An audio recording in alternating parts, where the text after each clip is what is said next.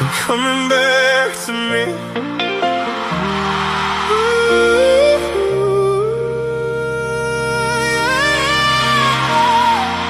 Yeah, I got tired of running in circles, trying to carry the weight of the world. Everybody reaching for pieces of me, while I was losing myself quietly. Late nights staring at the ceiling, too much noise inside my head, smiling while my soul was tired, giving more than I had left. Every smile wasn't healing, every silence wasn't peace. I was giving all my energy away, now I'm learning what I need. Oh, I'm not running away, I'm coming back to me.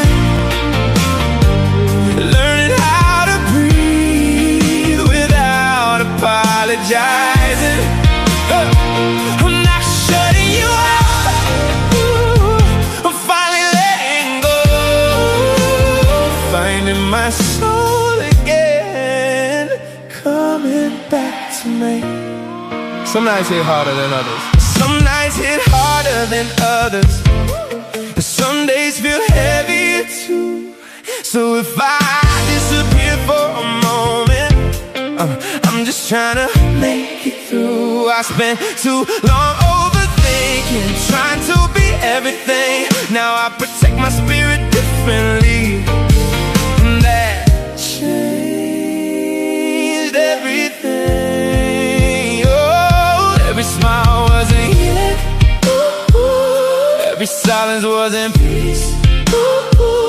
I was giving all my energy away, now I'm learning what I need. Oh, I'm not running away, I'm coming back to me. Learning how to breathe without apologizing.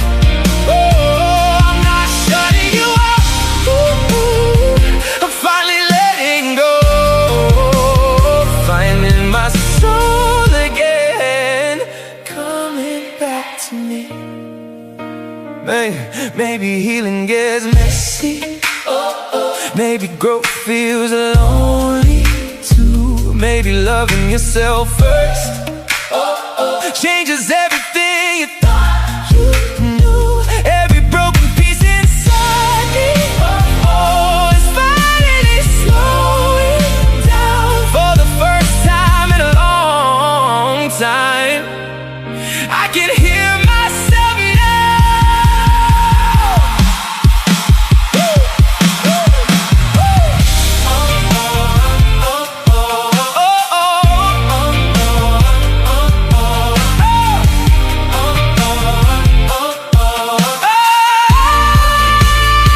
I'm not losing myself anymore, I know what my heart needs now. Every part of me is healing, I can finally feel it now. I'm not running away, I'm finally feeling free.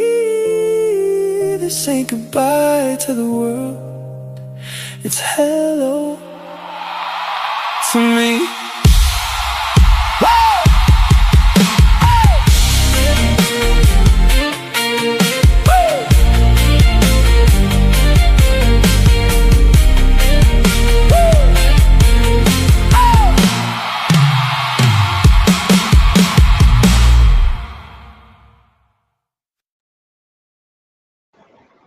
Hey everybody, this is UBU Live Weekdays. It is Thursday at 1 p.m.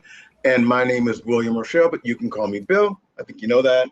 If you've been here before, you know how much I appreciate all of you out there that are commenting, liking, sharing, and subscribing to my channel. I am here today with the amazing counterpart to my extremely radical vibe, Sean Michael. He's always saying, calm it down, Bill, calm it down. Hey, Sean. Have I ever actually said that to you, Bill? In my head, but I tend to have conversations with myself in my head, so it's all good. Well, and of course I talk to myself. Sometimes I need expert advice. Ooh, very good, very good. Um, you and I talked briefly before the show, and this is unlike one of my normal shows because I normally don't know anything about my guests before they come on. And Sean, I do know, and we talk, and we have a relationship outside of being on the screen. But I wanted to talk to him because right now he does something that I think everybody needs to know about. And he is the identity disruptor. He teaches people how to, I'm going to say it in my own way, but I'm going to let you talk. Teaches people how to survive or how to thrive once their normal, do I want this over my face? I don't think so. Once their normal identity is gone, or once the titles are stripped away, once all of the accolades are no longer around, and really getting back to who you actually are versus the version of yourself that you think people want to be. Can you expand on that? Because I know I kind of Well, that's a garbled it. good, yeah, that's a good starting point, Bill, because you're right. It's about a lot of us are operating in an identity that we didn't choose, right? We're following through conditioning, cultural, familial, whatever, this belief of how we're supposed to be.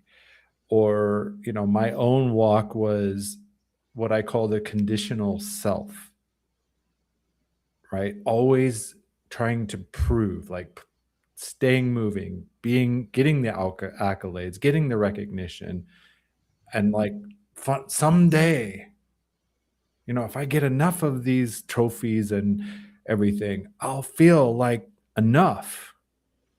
And what I found in my journey is that's garbage, right? My identity of who I want it to be, it's malleable and I get to design it. But in order Okay, you can't use like big words like malleable. it's like clay. How's that? Perfect. Right? I can understand that. Silly putty. It's not stone. It's like Play-Doh. You can form it on the fly whenever you need to. But that requires looking at the shape that it is now. Right? It requires us getting honest with ourselves. Like, is this where I want to be? Am I doing the things that actually matter to me, that align with my values, that align with that purpose, whether I feel like I've discovered it or not? Because we sense that, right? If we're chasing a path, we'll feel out of alignment. But we often just do what? We push through. We push through or we close off. Right. We close off, we push through, we self-medicate. I brought that up in my chapter in the upcoming book. Oh, well, let's talk about that too. And how we mask, we don't face the discomfort, right? We either, as you said, you close off. I think of the illustration, if you ever seen it, Bill, the comfort zone, right? We all have one. As we start to venture out of the comfort zone, it gets uncomfortable. It's uncertain, which the brain, the mind does not like. But do you believe that the body remembers trauma? Absolutely. Actually, the body remembers it better than our mind does. Yeah, I know that for me that it's a physical reaction. It's not always a a Right. Well, that's why depressive we say state. the gut. That's why we say the gut reaction, right? Because that's not about our brain or our mind at all. That's a physiological sense. And I would go even further. Sometimes that old thing is actually locked away in a part of our body. I follow one teaching where that it's in your fascia. What's fascia mean? Your fascia is the web that connects everything. Like if we went from your skin and below that is your fascia, and then you have your muscles and your bones, etc. Okay. And I've actually seen them do some release where people start laughing, they start crying, all this emotion that was trapped is released. I see Matthew's question, and I would say that's what looking inside and asking ourselves the hard questions, right? What does successful mean for me? Yeah. Right? It's individual. Does it mean I'm the CEO of my own company, traveling whenever I want? Or does it mean I've got a beautiful child growing up very differently from the way I grew up, understanding from day one that he doesn't have to prove anything to me, that my love, my position as his father, he has absolutely nothing to do with, right? What I feel for him is he cannot change that. He can't make it stronger. He can't make it weaker. And to watch that and living in another country, enjoying spring-like weather, that feels pretty successful to me. But some people would say, but you don't have good Wi-Fi, or you don't have good Wi-Fi. Actually, I have pretty good Wi-Fi. Reliability, that's another. Yeah. What'd you say? Reliability. Like, oh, I have 200 plus megabits, so I have good connection. But the power of the Wi-Fi could just cut randomly. Right. I mean, I just don't know. But that can happen anywhere. I think of Melanie, where she lives, if they decide to do something at the nearby military installation, her Wi-Fi is gone. Mel Richardson? Melanie Richardson, yeah. Oh, okay. I didn't know that she lived near a military base. We're getting a lot of questions for you. Yeah, I see that. Who else has ever reached a professional milestone and wondered, is this what I really wanted? And that's exactly what, like, most of my talk about, and what my goal is to slow us down, because I've met so many people who, as I said, externally, they're winning, right? I spoke with a guy on my podcast recently, 16 years old, signs a record deal, living the life, traveling around the country, performing. And he told me, he said he stood in front of his 7-foot wall of trophies, and asked that question, like, what was this all for? And you know what shifted him? He sat with a therapist, and the therapist said, you can be happy. And he told me, he says, nobody had ever told him that. Well, there's a couple of things going on here. First, we had our segments, kind of like, we're going to talk about this, and this, and I never do that. But what's coming in, and I always feel like this is how my show works, is you guys are coming in with such amazing questions, and each one of them I want to answer myself, but I'm going to throw it to Sean. So let's talk about success, identity, purpose, and what happens when the old definition of achievement stops working. I I didn't even think about asking that, but hey, Sean. That brings up a question for me, Bill. Did it ever work? Right? Because I've sat with founders. I sat with a founder that went to Japan as a college student and fell in love with fashion design. And the moment of creativity struck. And he decided he was going to design beautiful shoes. And I was talking to him just as a networking call. And when I met him, he stood on the edge of a cliff where the pain of staying on this earth was greater than the pain of leaving it.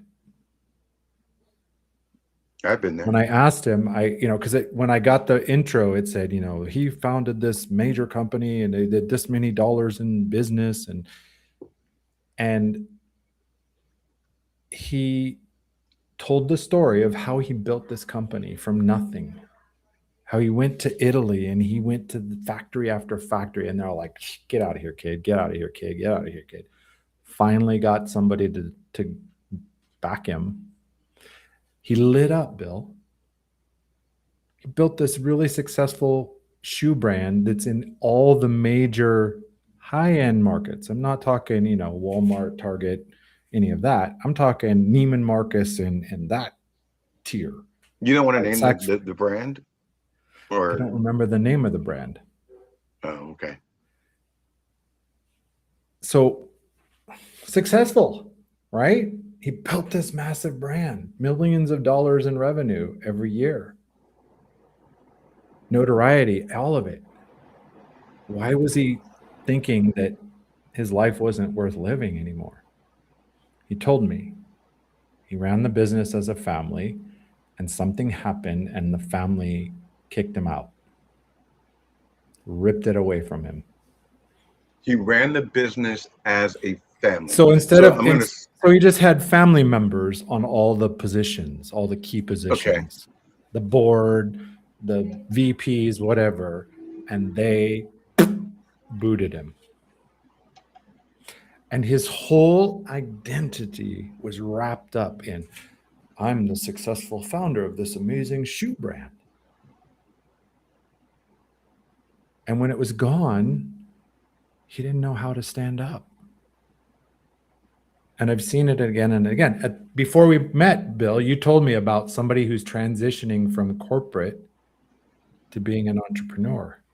That's an identity. Not before we met, before we came on stage. Before we came on stage, yes. Yeah. So that's Sunday's show. Or my wife, 15 years at one of the largest banks in the US. And I said, we're packing up and we're moving out of the country. And that was a decision that we had made before. And she says, who will I be? If I'm not this person at that bank doing this job, who am I? Or another story, the founder of Tom's.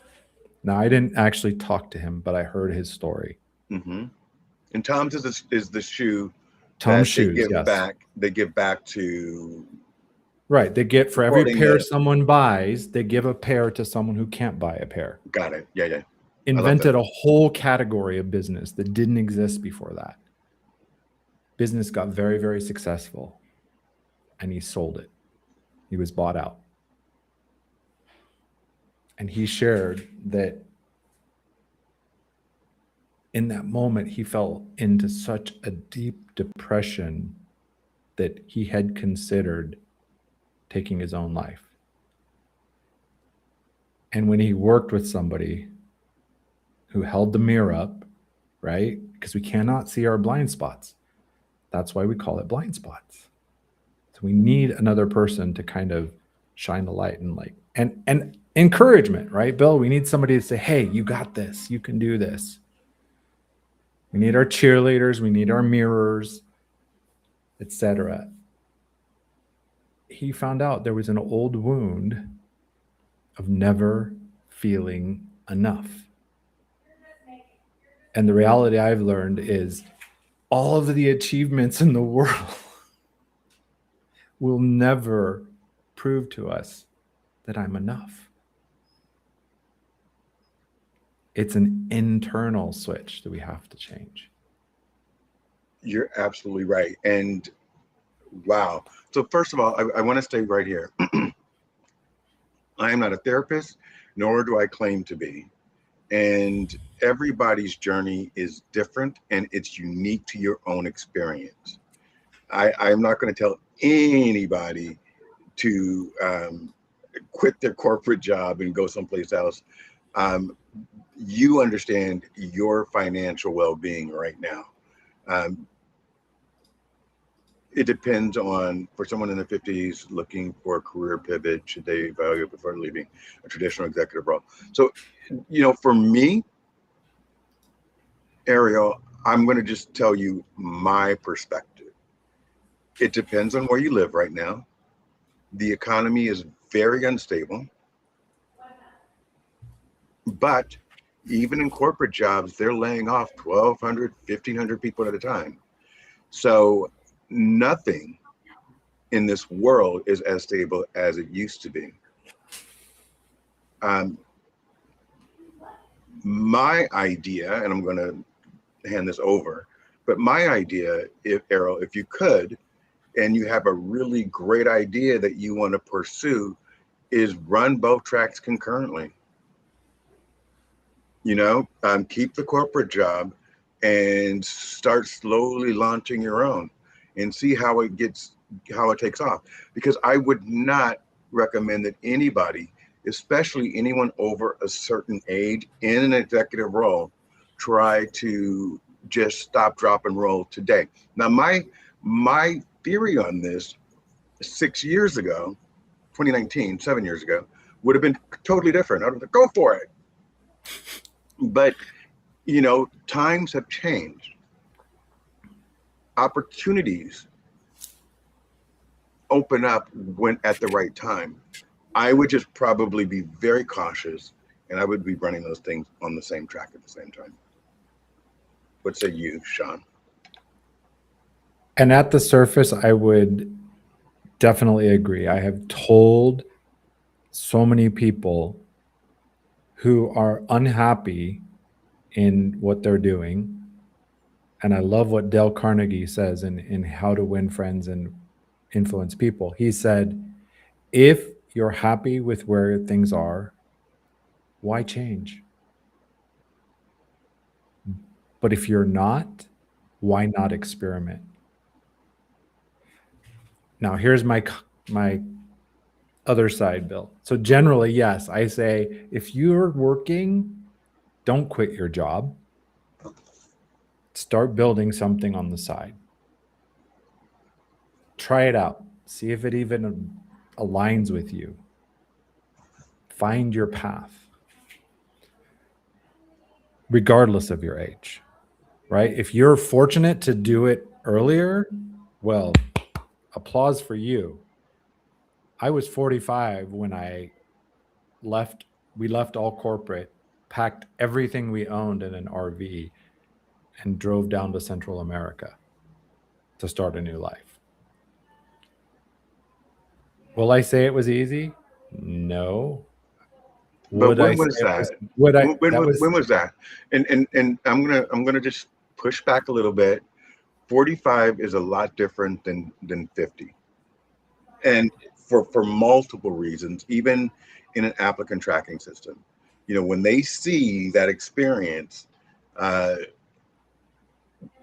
it's harder to get in, because you can still say you're in your 40s, even in 48. I'm in my 40s, but somehow 50, they want us to, in America, they want us to retire at 70, but getting a job over 50, you're more likely to get struck by lightning. Well, and it's kind of like pregnancy, right? They say after 35, every year later, it gets riskier and riskier. After a certain age in employment, yes, it gets harder and harder to get through the interviews. Like, you really have to stand out. I would go back to something one of my virtual mentors taught me. It's never a lack of resources. It's a lack of resourcefulness. Right? Are you willing to pivot a bit?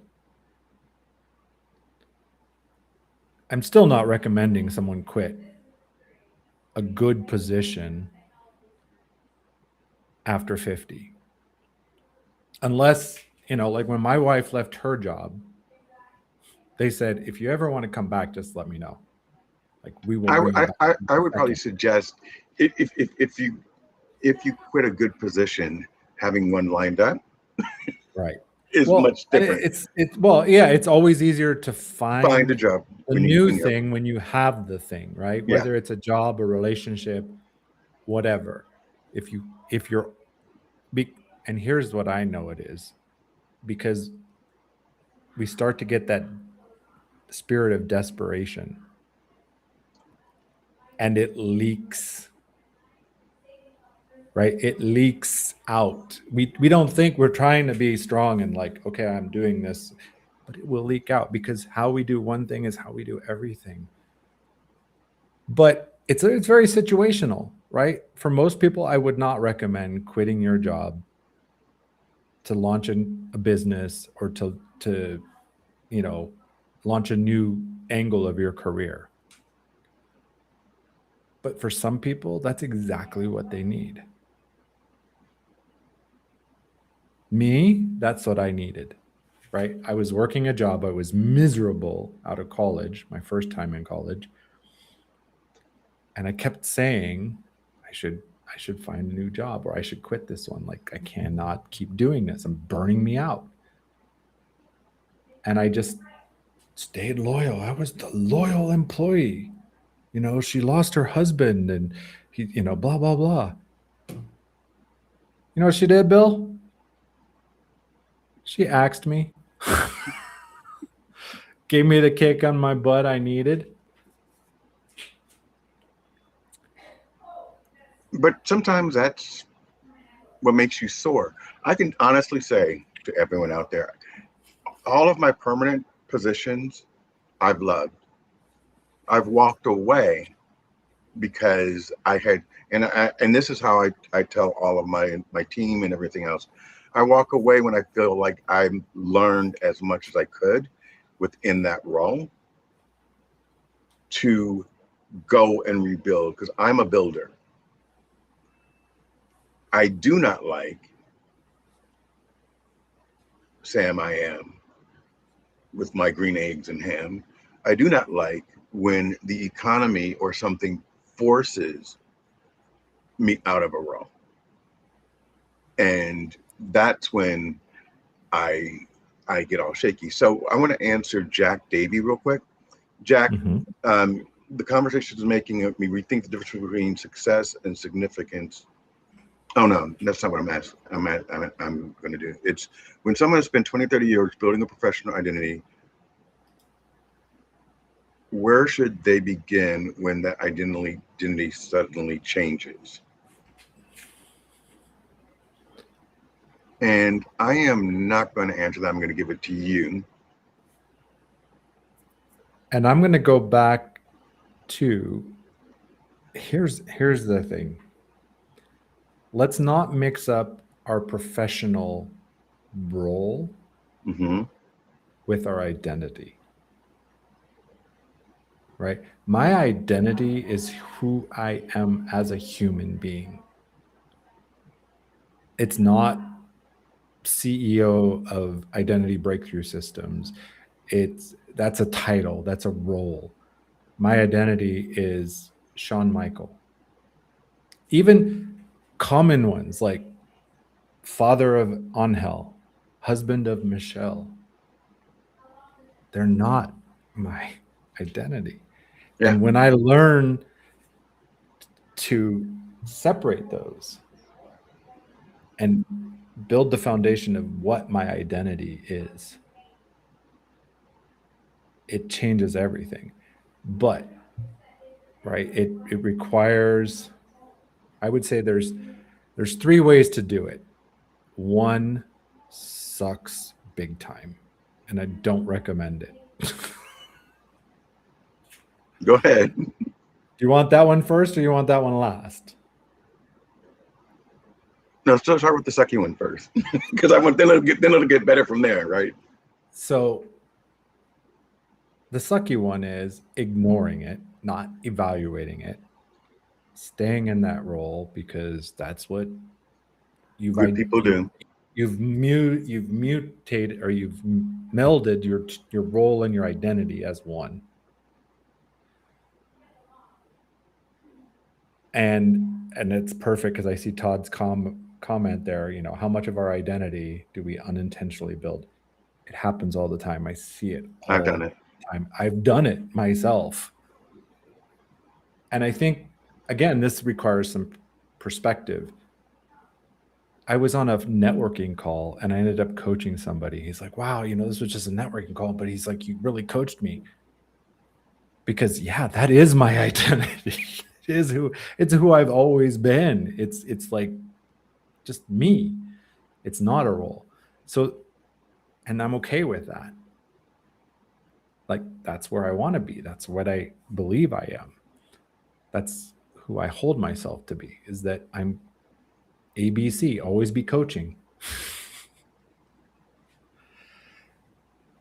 But it's, you have to evaluate it. Like, am I mixing my role, my title, my position with who I believe I am? And am I okay with that? Like, is that acceptable? Because it is until it's not. It is until it's not. And that's the sucky part, right? Yeah, if it is until it's not. If you ignore it, you get cut. The business goes under. Something happens. You blow it up yourself. Because you're not dealing with it. So you do stupid, as my son would say, cat. Well, I've never done anything stupid, but go ahead. Well, yeah, whatever. Like, I believe that. It's a joke.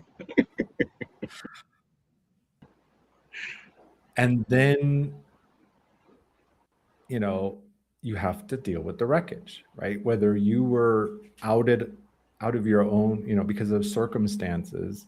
And if that happens enough times, then your body, like you said, your body, I worked with a guy, rose up, kicked out from under him, rose up, kicked out from under him. Yeah. About the third time, he's like, don't stretch, don't stand out, because that's going to get you kicked. So you, like you said, back into the body thing, it becomes this built-in automatic system that will pull you back every time. The second way is you make the transition, right? On your terms, like we talked about.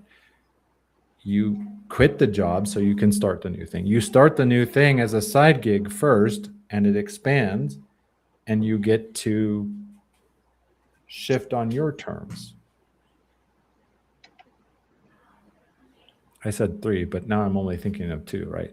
Either it's going to get, or you do it. Okay. I have a question for you before we move on. So you always tell me, Bill, you know, I have an hour, and so we had the segments that we're going to go through. How are you for time? Because we haven't even gotten to the other 2 segments yet. Let's roll faster then. Okay. Okay. Because we have 500 people looking right now, and I just want to make sure that we get as much of this out as possible, and people are talking a lot. All right. So you are just writing a chapter in Men, Money, and Mental Health, which I think is a phenomenal project. How is that going? How has it gone for you? And are you done? I am basically done. I submitted my draft to Nicole. She did the edits, and then we did the read through. And that was extremely powerful. Right? I can read it. I could have someone I care about reading it. But to have somebody like Nicole, who has a little bit of knowledge about me, but doesn't know all the bits of my story, to have it read back to me was so powerful. And the other thing was, like we just got an email. She's took a quote, and we're starting to really start to promote it. So we're on track Mm-hmm. to release the book soon, which I'm excited because I'm like, just I love sharing news. Like when my wife got pregnant, she's like, don't tell anybody. She's like, I want to wait until this much into the pregnancy so I know we're good. I was dying, Bill. So I've been dying for this people to be able to catch the story, because my chapter is called The Man Underneath the Man. Nice. Nice. And was there anything that you discovered about yourself in that process, or was it just cathartic writing it? I'll tell It was you. cathartic because there was a lot of discoveries before I wrote this. I've been on a 20-year quest. Yeah, 20 years. And 13 of that has been outside the US. So So just so everyone knows, Sean and I entered the project together. I dropped out. It was well, I understand, Bill, but I was sad. yeah, and it's something that needs to be done. Men, money, and mental health. There is a huge dynamic for that, and I can tell you that every time that rug has been pulled out from me, it has affected me emotionally, physically, and trying to get back on my feet. It was powerful. As I wrote mine, because I actually finished it, it was in the cutting back stages where I kind of fell apart. And I was like, I can't cut back on the story. And it starts at 8, And so it's not just about the jobs, it's about everything that led up to it. And so as I got closer and closer to turning it in, you started seeing me go, I don't know if I want to do this, or I'm getting scared. And Sean reached out to me and he said, hey, if you want to talk about it, I'll talk about it. On the DL, private. Yeah, privately, absolutely. Which I really appreciated that. And we never did talk about it, but I'm still writing it. I'm still moving forward. And the offer is still open, Bill. It had no expiration date, just so you know. Oh, I know, but I'm still in that phase of getting all that out, and it starts digging up so much more. So for me, I got very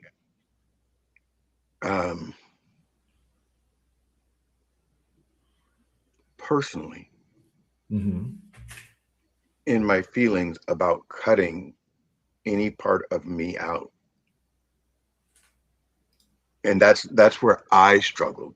It wasn't about writing it. It was about the book's not about me. The book is about 20 people. And every time I cut something, I felt like I was cutting a piece of me, and And that, that's exactly what I thought you were getting at. Is it was like yeah, cutting off a finger every yeah, time you cut. and that's very hard to articulate, especially when you're dealing with depression. And I'm still in it. I'm still looking for something, and the money is still not right. So I'm not necessarily healed yet. So my process is still ongoing.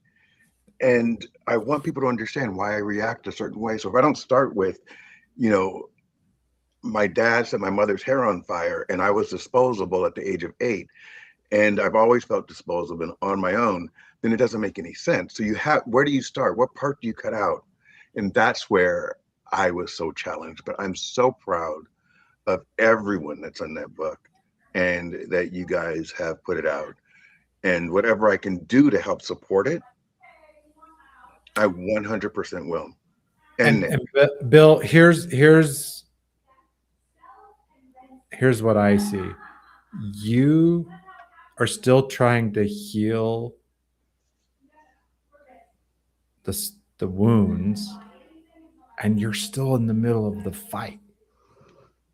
yeah, Right. I was thinking of like trying to heal burns, but the house is still on fire. yeah, absolutely. Absolutely. And it was I don't, where do I stop the book? Because every day there's another mental health thing that happens to me, and it's still occurring. You know, my car got repossessed last week. How do you, like, where would I stop? Because Right. that's where it got hard. You know, I had 10 years of 12-step recovery work, over 3 years plus of licensed therapy. And, you know, today I'm sitting here with 12 years of working through things, releasing things Yeah. myself. So it's like, I think of this, it's like talking about this scar that I did when I was 14 years old. It's been healed for a long time, so I can talk about it easily. Right. It's a very different place to come from. The wounds are still subject to crack open and bleed again. Yeah. Yeah. So there's a pride of what you guys are doing. There's a sense of FOMO, because I would have loved to have been, you know, on that, on the launch parties and have that male support. But there's also a sense of pride that I did what was right for me in that moment.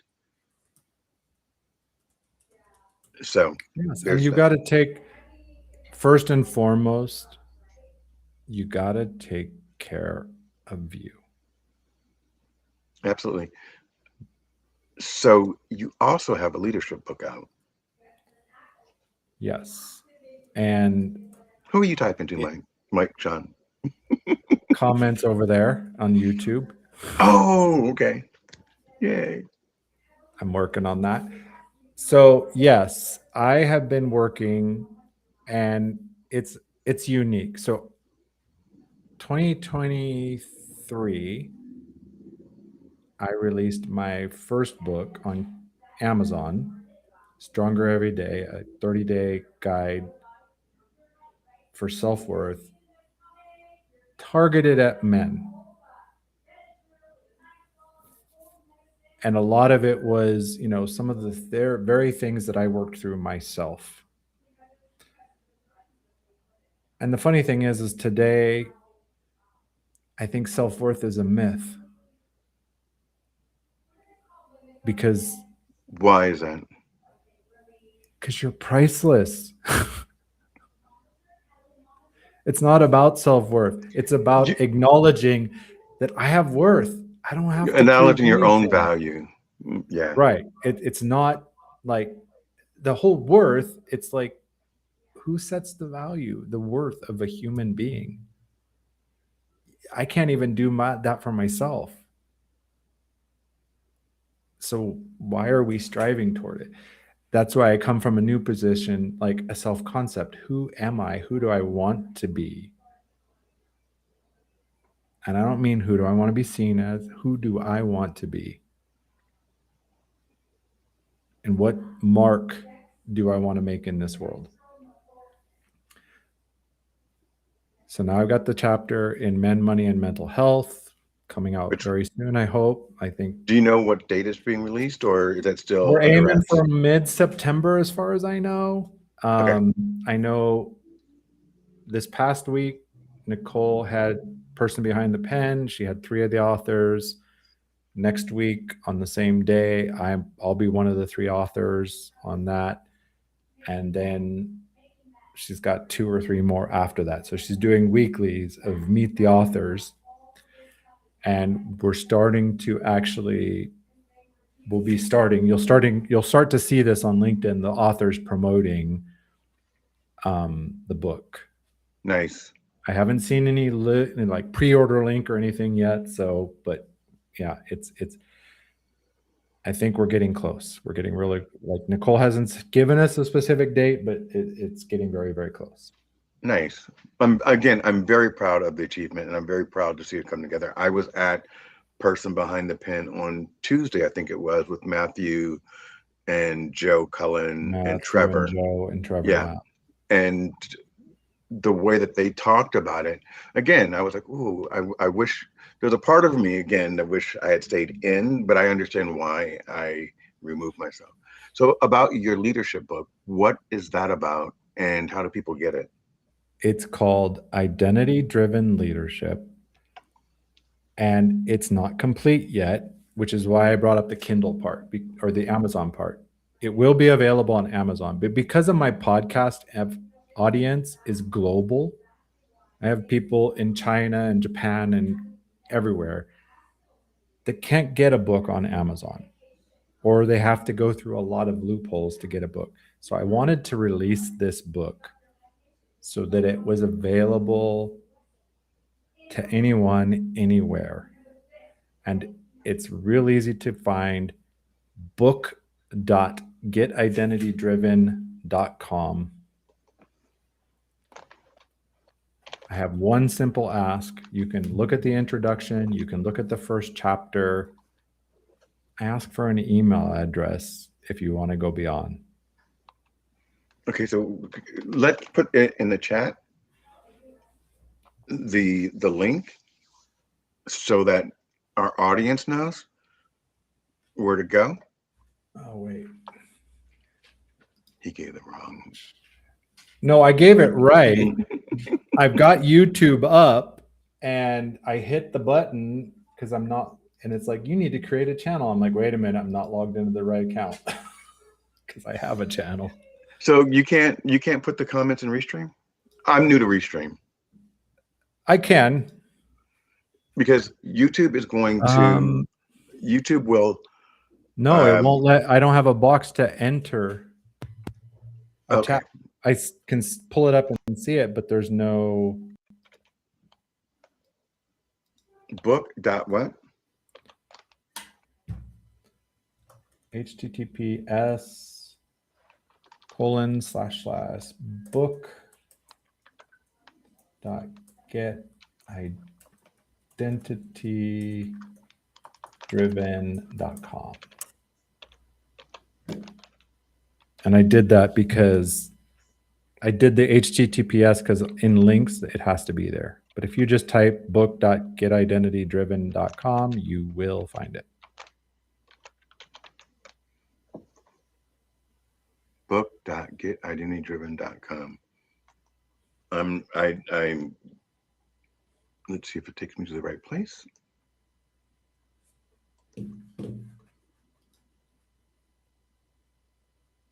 Okay, so it's both on LinkedIn. It's on LinkedIn, and it's on the Restream and on YouTube. Yes. So what's the takeaway from book.identitydriven.com? Why did you create it, and what should people take away from it? So most of what I've seen out there, and I'm not discounting any of it. There's a lot of, there's 360-degree leadership. There's the leadership challenge that I actually studied in university. I'm a big fan of any leadership book by John Maxwell. He has a lot of wisdom in his books. But what I've noticed is that's all upstream, right? Strategies, mindsets, all of that. So I wrote a book from rewriting the identity, right? The subtitle is Rewire Who You Are to Lead Who You Serve. And my dream, Bill, is this is not just a book that it will change people's lives. It will give them insight. It will shift them in leadership. And I would say we're all in leadership in some aspect, right? Leaders in our community, leaders in our family, leaders online. It has nothing to do with my job title. And it all starts right here with self-leadership. And the book is about identifying those containers that we've built. It starts out with my story. 4th grade, I was tested for gifted and talented education. Did really well on math and reading. So I got put in advanced classes. Sports, forget it. Nope, not trying that because I'm not good at it. Nope. It built a fixed mindset that I had. It took me decades to break that. Right. Seems like a proud moment. Your teacher's like, oh my gosh, Sean's so smart. He's so brilliant. My parents were, oh, you're so great. You're so smart. And it's a burden that I've carried into every room that I walk into since. So the burden is being too smart, being too gifted? The burden is not understanding our identity, not understanding that I can mold it however I need to. But again, we have to look at its current shape before we can change it. So that's the opening of the book, is like looking at the current shape. What built the container you're trapped in? The second part is, and now you know, what can you do about it? And the third part is carrying it out into your community, into your organization, into the spaces you interact in. Because it's like laughter. When we rewrite our identity, it carries.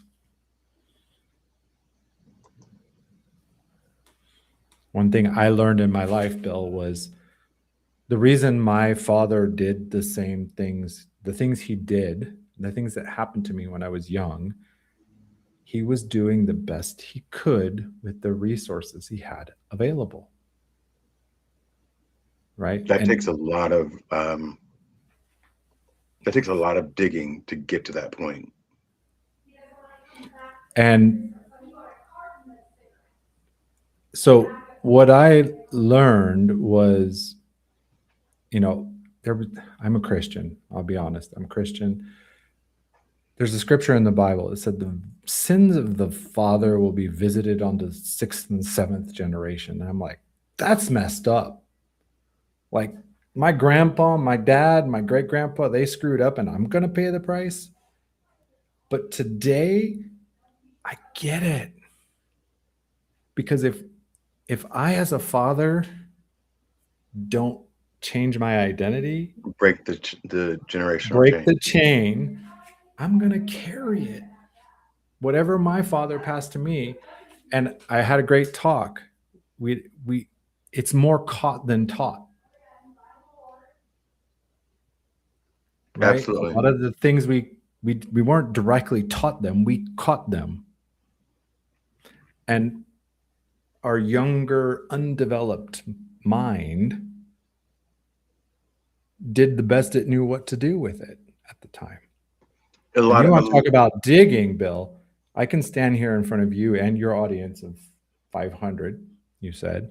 489. And I can honestly say everything that's happened in my life, everything done to me, every mistake I made, I'm grateful for. Because that's what it took to create the man that's standing here on stage today. That's beautiful. That's beautiful. I'm not sure if I personally am grateful for everything that's happened to me, but I can tell you that I can tell you this, that I'm grateful that I've overcome and I've been resilient multiple times. That part I'm proud of. When you're in the middle of it, It's you a lot have to harder. you have to look for that gratitude. You have to pull it out of somewhere, guys, because that's when you have to lean on the fact that you know that you've overcome so much more previously. And Right. It's a conscious effort, Bill. Right? absolutely. You have to build a gratitude habit. So I have put the QR code, if anyone wants to go up there, to Shawn Michaels' book, Identity Driven Leadership. It wouldn't let me put the leadership in. It was too long for the QR code part. We're at 57 minutes and 8 seconds. I am always conscious of your time. What do you want to leave people with? I think the biggest thing I'd love to leave people with is every day is a new chapter. Will you be the author, the editor, or the reader? You're creating your own story. So be the Right. author of your next chapter, guys. Be the author. You hold the pen. You're the person Right. behind the pen. And I would say this, the reader is just captured by the story and carried along wherever the story goes. How so many people in this life today are operating on autopilot. Get up, drink coffee, go to work, come home, watch sitcoms, go to bed. Do it again. Do it again. Do it again. Do it again. And that's not an American thing. It happens globally. We've spoken to people all over the world. Everybody's running the same treadmill until they decide, like, what am I doing? Get me off. I don't want to be on anymore. And then the editor, you're dealing with it. You're handling it. Whatever comes up, oh yeah, I got cut. Okay, I can handle it. I'll do it. The author is like, okay, this happened. What's the next chapter going to be? How does the hero rise from the ashes and conquer himself, first of all? It's beautiful. All right, guys. How are you feeling, Shawn? I'm charged up, man. Okay, good. Good. I want to tell everyone, go get Shawn's book. The QR code is right there. The link, if you need that, is right there on our screen right now. I need to give myself a little bit of kudos. I launched 3 books, one in June, which went to number 1 and number 7 on Kindle. I launched my leadership book on August 2nd. which went to number 1, number 2, and number 6 on Kindle, 3 different categories. And I had volume 2 released on August 18th, and it's now number 1 in 3 different categories on Kindle. I'm a first-time author. Just so that you know, Sean, volume 1, 2, and 3 were all finished. They were just scheduled to go out this way. The leadership book happened because I wrote an article. The leadership book was done. I was going to release it in October. And I wrote an article, and like 500,000 people started like just reading it. And so I said, this is the best time for me to hit with the leadership book. So the leadership book was not supposed to be released 2 weeks before volume 2. But I've had 2 number 1s in their categories. I'm being very specific in August. So that is now, and I'm sad, Bill, because like if you're in Zoom and other platforms, you got the little button, you can send the little emojis up across the screen. and Restream doesn't have that. I wanted to send the hand, because that's not a small feat. It's not. And I've done to hit, the tiers you've hit. Yeah. And sorry guys, I don't recall like any massive promotion on your part. I don't have any money. So I didn't do massive promotion. I've done my own videos that promote the book. I did them, a little MP4, 40 seconds, voiceover with 11 Labs. Volume 2 did exactly what I wanted it to do. So volume 1 was in the top 100, and then it slipped to 274, and then it went back up to 147. And when volume 2 got released, it's at 112. So it will be back in the top 100 soon. Nice. So volume 2 is now lifting up volume 1. Right. And those are the little things that we need to be thankful for. And if I want anyone to take one thing away from this, and Sean, if you need to go, I get it. But if there's one thing I'm supposed to talk to somebody because they want to take a peek at the new identity breakthrough engine. You don't have to where explain. We didn't even get to talk about it. Oh, well, you don't have time. We'll make that for a. Do you have a second to talk about it real quick?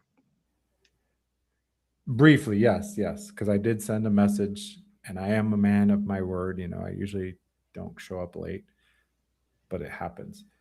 So on the sideline, like part of finding my own identity, I went from a very tech guy, and then I put that aside because it was something I was good at, but it didn't light me up. Like it wasn't my passion. And then I discovered coaching, and everything lit up. Every register in my brain lit up. Like, this is what you've been doing your whole life, and now you've actually got a role for it. But earlier this year, I was thinking about entering this hackathon, and I created a system to do what I did manually with my clients in the past, which was daily messages to help them keep the motivation going. So I built a system. I call it the Identity Breakthrough Engine. It's designed for coaches. It is not a consumer thing. Oh, actually, let me just verify because I think I just opened up time.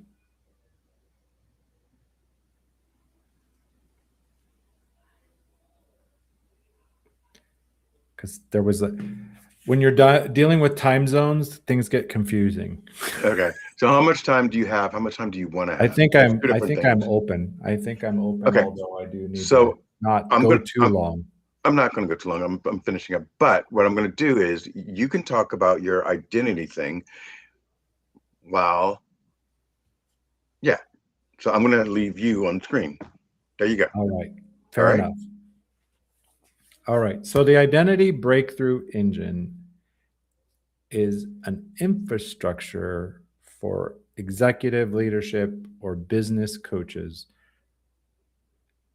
to improve client retention and service, because I'm all about service, so you can serve your clients better without burning out. They make more progress, and each call goes deeper faster, because before every call, the coach receives a one-page brief of what's been happening since the last call for the client, based on the client's own words. No app to download. It's all handled through SMS or WhatsApp, etc. And the system, it doesn't coach. I'm not looking, a lot of systems out there clone coaches, or, they're chatbots to answer your questions and get some coaching. This is not that. This is a support structure between calls so that coaches can better serve their clients and give more attention in the actual one-on-one time so that they can do more work more effectively. Excellent. Perfect time. Didn't hear any of it. Okay, guys. So our takeaways today are, Sean, can you tell us where to reach you on your YouTube and on your Substack? Can we get that into the chat? That's actually really easy, because I've got one link that gives you the keys to the kingdom, per se.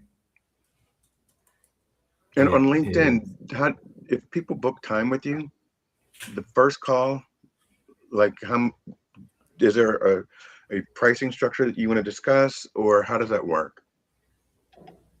On the coaching side, the first call, I want you to come with the mindset that you paid $500 for it. But I want you to imagine that I gave you $500, or that Bill gave you $500. So your out-of-pocket cost is, hey, don't do that. Don't block your blessings, bro. No, I said yes, I'll do it. Yeah, me. Treat it as it's a $500 call, but you don't have to pay that $500. Because I'm donating it to you guys. Just mention my name. Somebody covered it. It's a scholarship that you earn. There you go. If your dear friend paid the price for you. I will say this, that every time we've talked on Substack or anything else, because I would go live on Substack randomly, and you and Serenity, she loves you. She thinks you're the best. And we would go on, and just by having conversations, and Sean, you just go into this mode of understanding and saying the right things. I remember she cried when she was talking to you. I don't know if you remember that or not. I do. But she literally started crying. I'm like, what's going on? But you tapped into something, and she was able to open up in front of everybody. And she's live on air. Yeah, she's not like that at all. I've had a lot of people have an emotional reaction because, as you said, it's deep. We're into territory that a lot of people haven't touched. They didn't want to touch it. And I think there's a key disclaimer here, Bill. I don't go in and say, hey, let me poke you in the wound. Right. We uncover it. It comes up naturally. And I even, like when Nicole did the read back of my chapter, I had to lean back against this wall for a minute because I had a wave come back on me, of like, wow, that was intense. So that's happens. My fear too. That part. And it's kind of my superpower, Bill. I call it. No, I'm talking about the read back. The read back, yeah, that was my fear. That was more challenging than I thought it was going to be. I will say that. Yeah, like I can write it and put it out, but I don't want to hear it back. But it was also like important for me for the process. Everyone that on Tuesday, she got glowing accolades from all the writers. So I'm again, Well, I'm excited. and she shared, like, she has a good turnout, she has a good viewing and good comments, but she shared the analytics after the event, and it was a huge reception. Yeah. Because for men,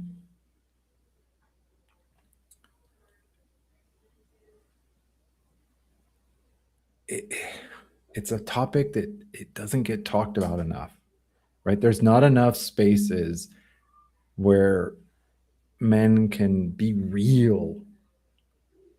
You know, I'm not even talking about kumbaya, touchy-feely, but we can just be real. We can be ourselves and not feel the pressure of conforming, or they're not going to like me or whatever. Like, these people love me more because I was real. You know, it was interesting because Trevor said, I was watching intensely, right? Because I'm in full support of the book. And he said he felt like he needed to water his down a little bit because he didn't want to be too raw. And then Matthew said he did the opposite. He was extremely raw. And it just made it like, I just can't wait for it to come out. I want to get it. So we're going to leave it here because Sean has very clear boundaries. He said, I have time, but not too much time. Sean,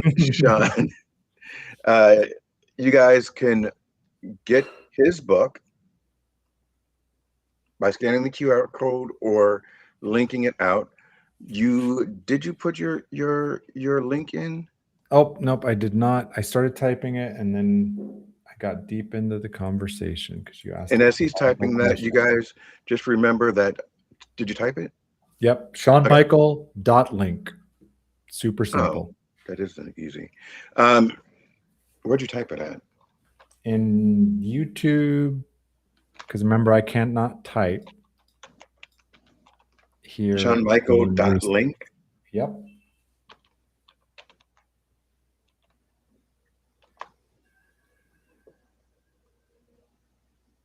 That's it. All right, guys. So we're going to do three things, three takeaways. First, follow Sean Michael at SeanMichael.link. Get the Identity-Driven Leadership book at book.getidentitydriven.com. The QR code is right up top. If you go to my LinkedIn page or my YouTube page, if you're on YouTube right now, like, subscribe, get notifications. I'm having a fantastic show tomorrow at 12 p.m. And then I'm doing another Sunday show that's going to be absolutely magnificent. For those of you out there, the only type of promo that I've done for my books, and it's going on right now, is that you can get it for free on Amazon for the next 24 hours. So like, comment, share. If you're on LinkedIn, please repost everything that I just described, because as Sean said, I am not doing tons of promo. Sean, I am going to play my outro. You, my friend, have the wonderful privilege of just dropping off, and I will talk to you soon. Give my love to everybody in the group. Thanks for having me, Bill. Absolutely, man. Have a good week. You too.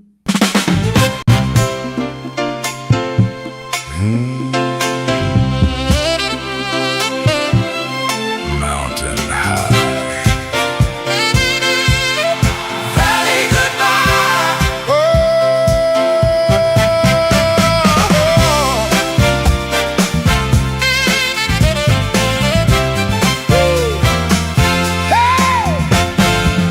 You thought I'd stay where you left me, down where the cold wind blows. You thought the dark would forget me, but even ashes glow. I had stone beneath my body, I had dust inside my shoes, but the ground could never hold me. I had too much left to prove. Ooh, mountain high. Ooh, valley goodbye. I know what I know, I feel what I feel. You can bury my name, but you can't bury what's real. I know what I know, I see what I see. What was meant to break me, put the rise in me. Mountain high, valley or die. I was not built to stay down low. Mountains high, watch me touch the sky. I was born with a light you can't control. Mountain high, valley goodbye. I'm still here and I'm letting it show.